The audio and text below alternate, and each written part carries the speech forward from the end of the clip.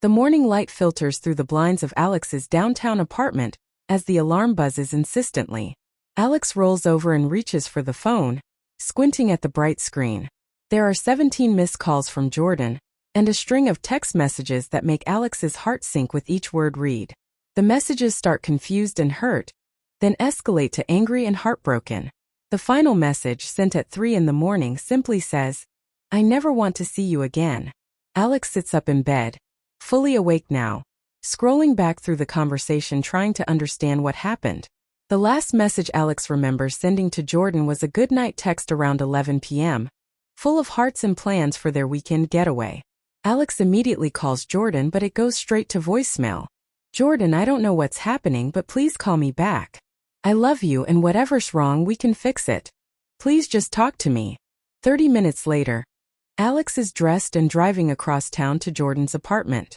The relationship has been solid for 8 months, built on trust and communication. They've talked about moving in together, meeting each other's parents, building a future. Alex can't imagine what could have gone so wrong overnight. Jordan's roommate answers the door with an uncomfortable expression. "Alex, I don't think Jordan wants to see you right now. Please, I just need 5 minutes to understand what happened. Jordan won't answer my calls." The roommate hesitates, then steps aside. "Jordan's in the bedroom, but be prepared. I've never seen anyone so upset." Alex finds Jordan sitting on the bed, eyes red and swollen from crying, clutching a phone like evidence of a crime. When Jordan sees Alex, the hurt in those eyes is devastating. "How could you do this to me? How could you say those things about me to Casey?" Alex sits down carefully on the edge of the bed. "Jordan, I have no idea what you're talking about. What did I supposedly say to Casey?" Jordan holds up the phone, showing a screenshot of text messages. "Don't pretend you don't know. Casey sent me these last night. You told Casey that you were getting bored with me, that I was too clingy and emotional, that you were thinking about breaking up with me but didn't know how." Alex takes the phone and reads the messages in disbelief. The texts appear to be from Alex's number, sent to Casey around 10 p.m. the previous night. The messages are cruel and dismissive, describing Jordan in ways that make Alex's stomach turn. The language sounds like something Alex might say, but twisted into something heartless. "Jordan, I swear to you I never sent these messages. I was asleep by 10:30 last night after texting you good night. Check my phone records, check anything you want. I would never say these things about you." Jordan pulls the phone back. "Then how do you explain this? Casey has no reason to lie to me. We barely know each other except through you." Alex's mind races, trying to make sense of the situation. Casey is a coworker who Alex used to be closer friends with before dating Jordan.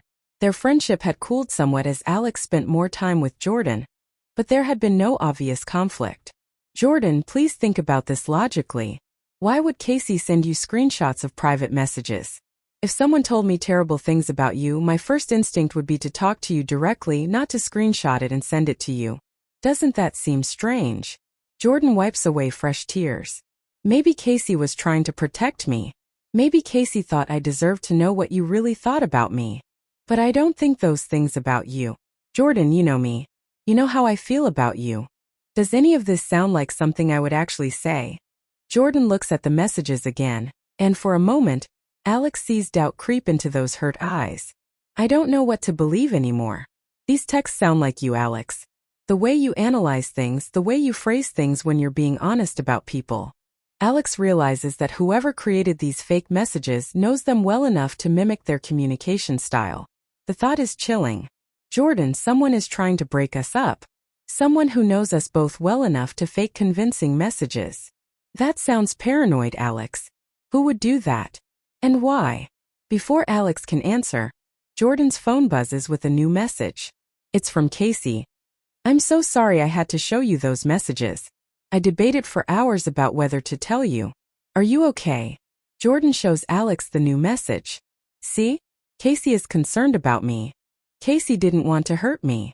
Alex stares at the phone, pieces of a puzzle beginning to form in their mind. "Jordan, I need you to think about something. Has Casey ever asked you questions about our relationship? About problems we might be having, or things that bother you about me?" Jordan pauses, thinking. "Well, yeah, sometimes. Casey seems interested in how we're doing.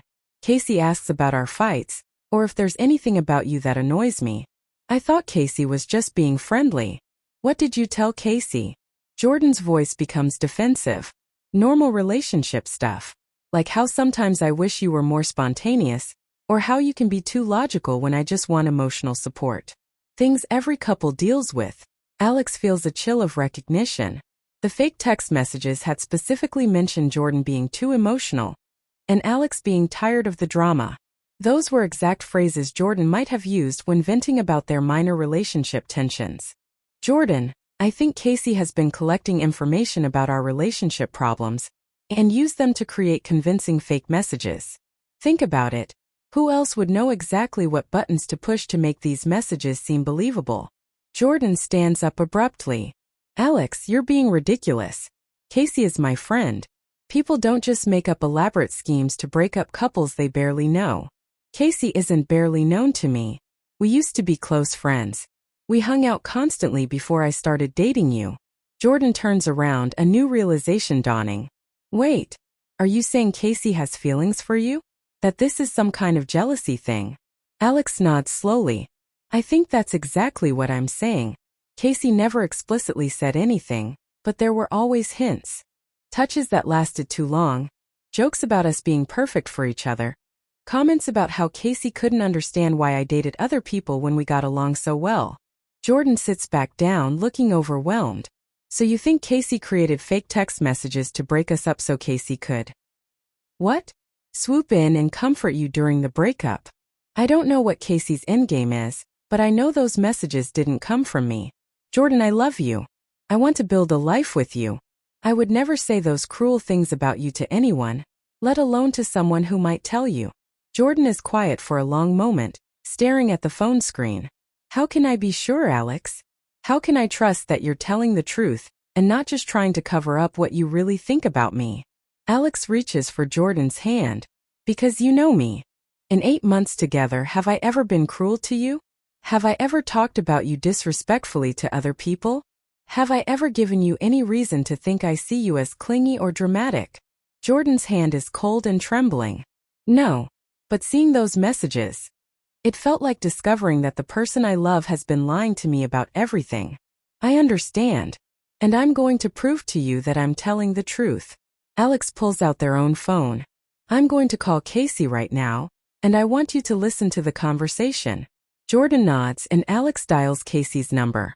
Casey answers on the second ring.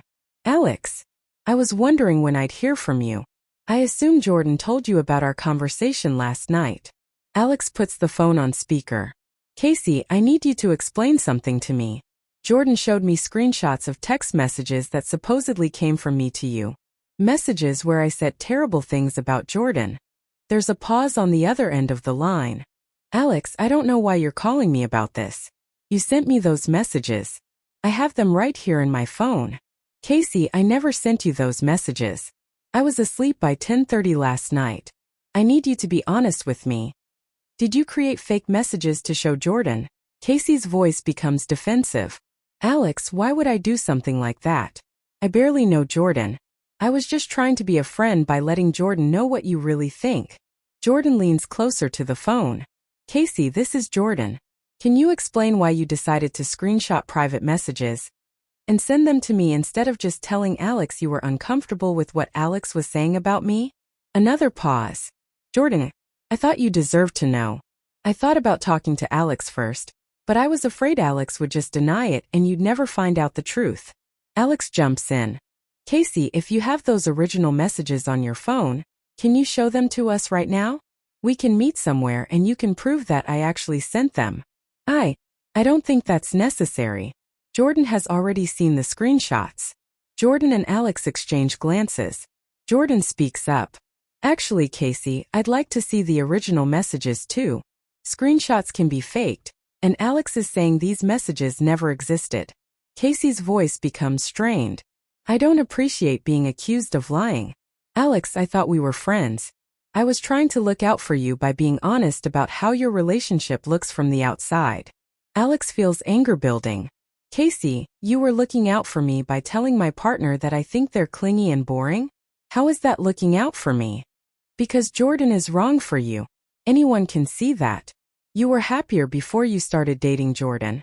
You've changed, Alex. You never hang out with your friends anymore. You're always worried about Jordan's feelings, and you've lost yourself in this relationship. Jordan's face flushes with anger. Casey, you don't know anything about our relationship. Alex and I are happy together. Are you though?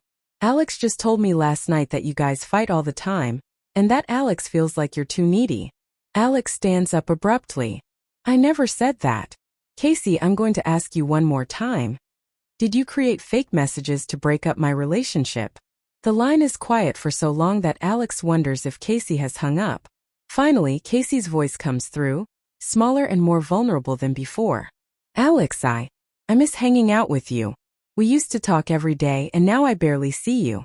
When you started dating Jordan, it felt like I lost my best friend. Jordan looks at Alex with a mixture of understanding and continued hurt. Alex sits back down and takes Jordan's hand. Casey, I understand that you miss our friendship, but that doesn't give you the right to sabotage my relationship. Did you make those fake messages? Another long pause. The messages. The things I wrote. They're not really fake, Alex. They're based on real feelings you've shared with me about relationship stress. Alex feels their temper flare. That's not the same thing, Casey. Taking private conversations where I might have mentioned normal relationship challenges and turning them into cruel messages is manipulation and betrayal. Jordan squeezes Alex's hand. Casey, did Alex actually send you messages last night saying those specific things about me? Yes or no? Casey's voice is barely a whisper. No. Alex didn't send me any messages last night. The admission hangs in the air like a confession. Jordan starts crying again. But this time the tears seem to be relief mixed with residual hurt. Alex speaks gently but firmly.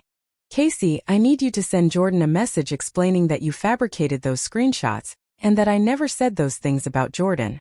And then I need you to not contact either of us again. Alex, please, I made a mistake. I was just trying to. You were trying to destroy my relationship based on your own feelings. That's not a mistake, Casey. That's a deliberate choice to hurt people I care about. After Alex hangs up, Jordan and Alex sit in silence for several minutes. Jordan eventually speaks. I'm so sorry I believed those messages. I should have trusted you, should have talked to you first before assuming the worst. Alex pulls Jordan closer. You don't need to apologize. The messages were convincing because Casey knows us both well enough to make them seem real. Casey used your trust and your insecurities against you. Jordan leans into Alex's embrace. I keep thinking about how close I came to throwing away the best relationship I've ever had because of lies.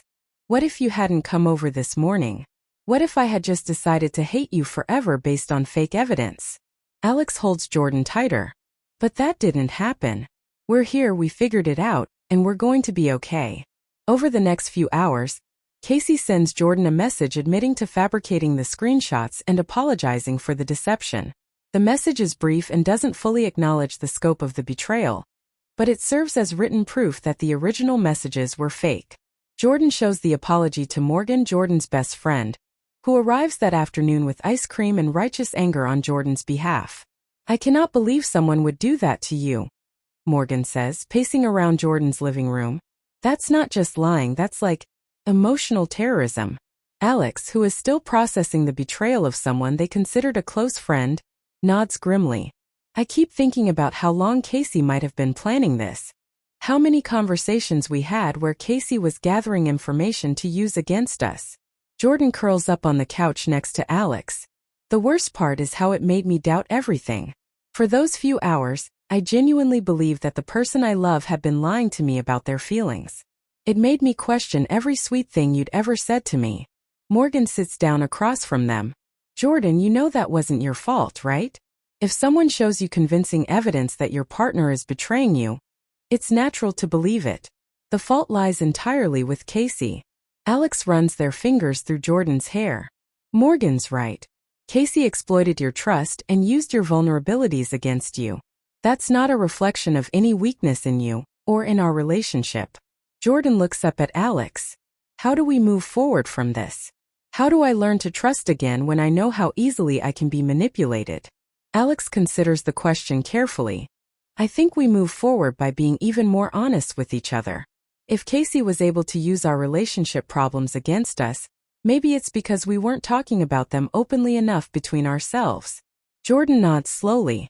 You mean like how I sometimes vent to friends about things that bother me instead of just talking to you directly? And how I sometimes downplay relationship stress when talking to you because I don't want to hurt your feelings, but then I might mention it to friends like Casey. Morgan interjects. So basically, you're going to cut out the middleman and just communicate directly with each other about problems instead of processing them through other people first? Alex and Jordan look at each other and smile for the first time since the crisis began. Exactly, Jordan says. And we're going to be more careful about who we trust with intimate details about our relationship. Over the following weeks, Alex and Jordan work to rebuild their sense of security and trust. They have several long conversations about boundaries with friends, how to handle relationship stress, and what red flags to watch for in people who might not have their best interests at heart.